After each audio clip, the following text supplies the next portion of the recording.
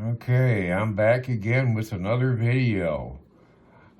My previous videos had shown about how to take and create the walls, how to set up a default file to have all your settings and your layers set up. Then I did another video showing about doing the walls. So now the next question is how do we do the bench work? Well, here I've taken and created a simple 10 by 12 foot room in a home, okay?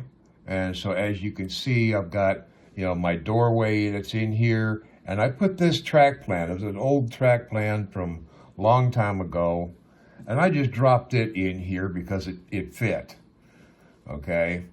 So once you have your room drawn, and you have that saved, and so you have your default file or your room drawing file saved as a separate file, so you can take and create multiple track plans without having to recreate the walls all over again. You can go ahead and start laying out your track. The best thing to do is a lot of people want to take and say, well, let's put a table in here and a table in here and a table there and whatever, and they create the bench work first. That's the wrong thing to do because you're limiting yourself by the size of your table and the configuration of your table. You should always design your track plan to fit the space that you have to work with, and then make the bench work fit the track plan. Now with this track plan, this is fairly simple. It's a simple U-shaped track plan. But to do this, to create our bench work, the proper way of doing your bench work is that once you have your drawing of your track plan put together, save your file, okay? So you don't lose anything at this point. Then you want to go up to your terrain view at the top of the screen so that you have this. Now I'm going to take and zoom in on this just to make life a little easier here and a lot easier for you guys to see. Now at this point, we're going to take and, there's a snap setting down here at the bottom. Now this snap is totally separate from the snap that's in your plan view. This was totally separate. And when I'm getting ready to put my bench work in, a lot of times I will start with my snap setting set at like 6 inches. So I've just set that to 6 inches. Then when you move to the right of that, you will see down here that there's, you've got this menu here where you can create a rectangle, a triangle, a polygon, a semicircle, and a quarter circle. Now the easiest one to work with obviously is going to be a rectangle.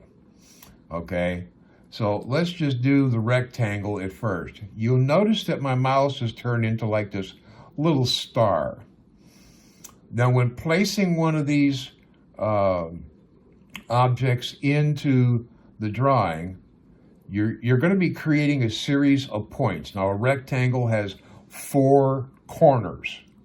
So each corner is going to end up being a point. But the very first point that you put on your drawing is going to be your origin point. So if I put my mouse right about here and I'm going to click and hold my left mouse button, and then I can drag this on over like this, and when I get to where I want to be, just let go of the mouse, and there's that. So now right there, we've got that table that's in place. Now, if I click on it to highlight it, you will see the red dots at each corner, okay? That means that I can now move to there. If I move my mouse there, you see my mouse now suddenly says edit point. So now I could take and click and hold that point, and I can drag this down or off to the right, or to the left rather, at the same time to make it even larger, okay?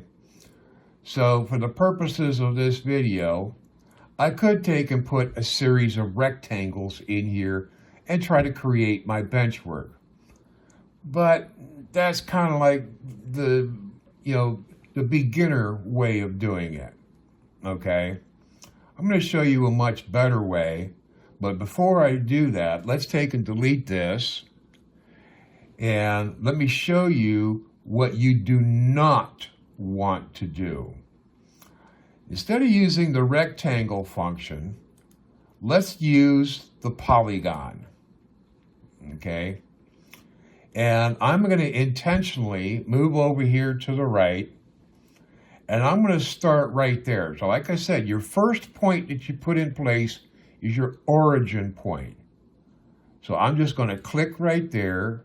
I just have to click. I don't have to drag, just click. And then as it moves up, it shows the border that's going to be there.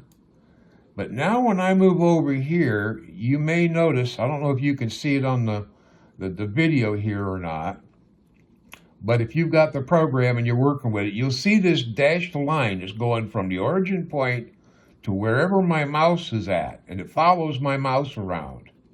So I'm going to move all the way over to here. Then I'm going to come down to here.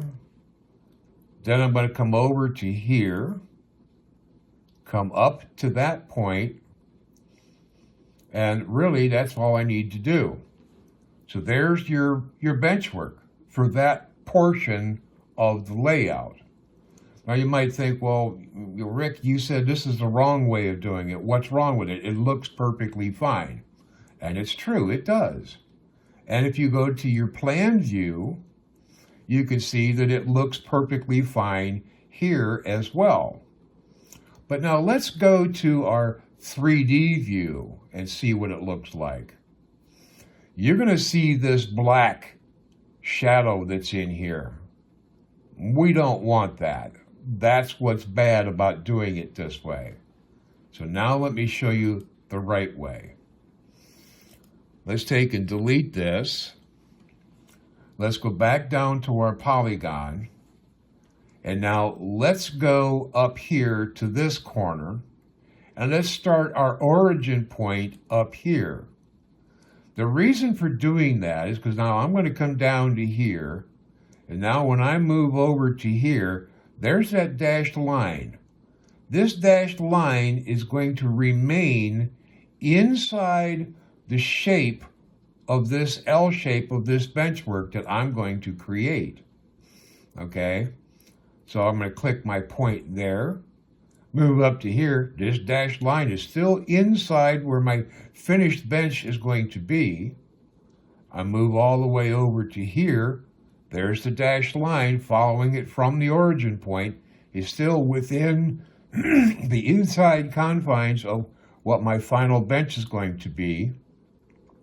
Now I move up to here, I double click to accept it, and there we have it. Now you might think, well, that's still the same thing. It's still the same shape, Rick. Yes, it is. And in my plan view, it looks perfectly fine as well. But now let's go look at that 3D view. You notice the black shadow line is gone. That's why you want to watch how you put a polygon onto your drawing. So now that we know how to do this, instead of putting a 4x8 sheet there, then another piece of plywood table there, and then having to put something vertical here, and maybe put, two more there, I've got, 4 or 5 different pieces that I put on here of just rectangles to create the benchwork. But with what I'm showing you, we're going to get this done by only creating 2 polygons. Because now I can come over here and we're going to do the other half. So I'm going to select my polygon, but now this time I'm going to go down here to this corner and start drawing from down here. Now I'm going to come up, now I'm going to purposely stop right there, and I could just put a 45-degree angle on there, And then from here, come over to that point. But this dotted line, from this point to any of these other points, this dashed line stays within the confines of where my finished bench work is going to be. Then I can come up to there, and then come over here and finish it out. Now I could take and, let's just go to our 3D view and see what we've got. And as you can see in our 3D view, our bench work looks just fine. Okay, we don't have the shadowed lines anymore. Okay. So, but let's go back here to the terrain view for a moment. Now, I did this on purpose by putting this chamfer on here. Because if you just did like what I did up above, you'd have a sharp corner there, okay, like that. Because I can click on this to highlight it and move just that one point. And I can reposition that point wherever I want.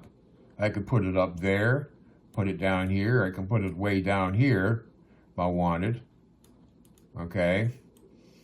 But with it being all the way up here as a sharp corner, that may not be the best thing to do because you come walking in the room, you got this sharp corner that's right there, and you might be, if you're carrying something, you might end up bumping your hip into that corner, and being a sharp corner, that's not going to feel too good. So we can add a 45-degree chamfer on the corner of the benchwork, which will make life a little bit simpler. But now, we can also do one other thing. You notice down here in this menu down below where we selected our polygon to begin with, we have this quarter circle. Instead of having a chamfer, which still has some sharp corners to it, not as sharp, but there's still sharp corners. Let's say we want to have a rounded edge right there. Some people like a rounded edge. Well, now we can take and create, let me take and zoom in here. We can take and create the quarter circle. We're going to select the quarter circle this time. So now I'm going to move down, position my mouse right here for my origin point. And I'm going to click and hold, and I'm going to drag this out, and you can see that I've got a 1/4 of a pie shape, so to speak, for a nice radius on there. Well, but I see the corners of this, of this part of the bench is sticking out. That's not a problem. All I have to do is grab those dots up there, move that down, over, move this one down, and let it do that. I'm done, and I've got a nice, clean, rounded edge on there. And if we go to our 3D view, again, you can see that we've got this really nice rounded edge on the corner of our bench work. This is the proper way of doing your bench work. Don't use the objects menu on the plan view to create your bench work. That's the wrong way to do it. This is the proper way of doing it. Okay? Now I could take and go up here and do this corner as well, but because in my terrain view, if you remember, in this terrain view, I've only got one point over here, whereas on this bottom section, I had 2 points that I put across there. So in order to get an added point in here, I believe there is a way to do that. But I find it, in this case, it's simply easier to just simply delete it and just redo my polygon over again. So I start up there, I come over here, come down like this, put my 45 in there like that, come to here and here, then double click to finish it out. Now I've got 2 points in here. I can take and put another radius in here if I wanted, or just leave this as a 45, if whatever you might want to do. It's up to you. But this is the proper way of doing your bench work.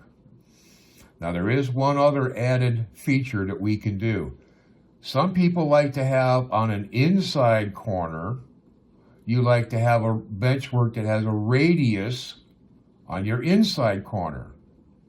Now this is a little bit more difficult to do, okay? So what I'm going to do is I'm going to come into my plan view. I'm going to zoom in on this, and I'm going to change my track library to the RRtrack, because this is the Lionel tubular library that I used. But in here, I cannot edit in here. If I say curves, it says custom cut curve, but I can't change the radius of the curve. And the 031 curves, that's diameter, but the radius is not 15.5. It's an oddball number. This is why I'm going to the Ross library, because in there, I can take and create a curve that's a custom curve where I can change the size of the radius and the angle, the curvature of that radius to whatever I want, okay? So for right now, what I want to do is I'm going to place a 10-inch straight section of track on there. And let's say that I want to have an 18-inch radius curve in here. So I come up to my track, I say small curves, a custom curve. Well, I want my radius to be 18 inches, and I might as well just set the curvature to a 45-degree curve. Select OK, and attach it onto my straight track that I had there, then duplicate it to complete my 90-degree curve. Just make sure, now you might have had this over too far, okay, to where it was over here, so now this doesn't line up. This is where your snap kind of helps a lot to align that up. And I'll explain why I'm doing this in just a moment.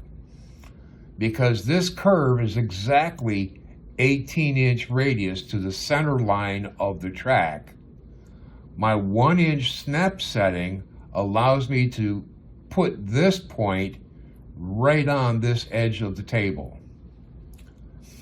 Now, if we go to our terrain view, you can see if I zoom in here, here's the line from that curve track.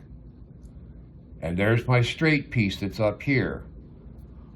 Now, this is what's going to help us out, except for the fact that I've got that straight track up there. I can't see where this curve meets, even though I know that it's right there, I can't see it. So back here on the plan view, I'm just simply going to disconnect that 10-inch straight off of there, so that in the terrain view, now I can see where the end of that curve is. The purpose of putting that track on there is to get this line. I can now use this line as a guide. So now I'm going to take and come down to my snap settings. I'm going to set it at 1/2 inch. And we can now use our polygon, and I can go up to this corner because that's a fixed point. That's a point that I'll be able to set from there to each and every point, because we're going to be creating a whole series of points now. Then we're just going to take and move up a little bit at a time and just put a bunch of points somewhat following that line. Okay? Don't worry about if you're not right on the line just yet. Okay? We'll get to that in a moment. When I finally get out to the end out there, double click to accept it. So you've got somewhat of a curve there. It looks like it's some jaws has been chewing on your table. But now at this point, let's take and zoom in as far as you can at the end of this. Okay? Just keep zooming in until you can't zoom in any further. So that's right there. Now we've got that, we can see how jagged this is. Well, let's come down here to our snap setting, and let's use the smallest snap setting available, which is 0.05 inches. The reason we select that is because now when I highlight this, I can grab this point and pull it out in such a small increment to put that point on this line. And I'm just going to go around, and this is the only way I have found to be able to do this, to put this curve on here like this inside curve, is to do it this way. You might think it's a pain in the ass, they should have something for it, and I'll agree with you on that. But this is the only way that I have found to ever be able to put an inside curve in here and be able to get the results that I want, okay? So as you can see, as I move each one of these points, I'm creating more and more of a finished look of a curve. I'm not going to quite do all of these, but if I take and zoom out here a bit, you can see how this is creating what looks much better for a nice smooth curve on around. And all I'd have to do would be able to just finish these points out. You don't want the spacing between the points to be too much, because then it'll, when you zoom out, it's going to look a little bit jagged. So you want to put, have your spacing between each point a little bit closer than you might normally have. But this is another way of doing your bench work, so that now when I go to my 3D view, I can see that I've got this curve that's in. Of course, I can see the track, but we can come back here and we can now just move that track out of the way so it's not right up to the layout there. Go to our 3D view. There's our nice curve that's in there, okay? Granted, this part's going to look smoother than that because we didn't finish this out, but you get the point of the whole thing. So hopefully this has helped somebody out, but this is the proper way of creating your bench work. So have fun and happy railroading.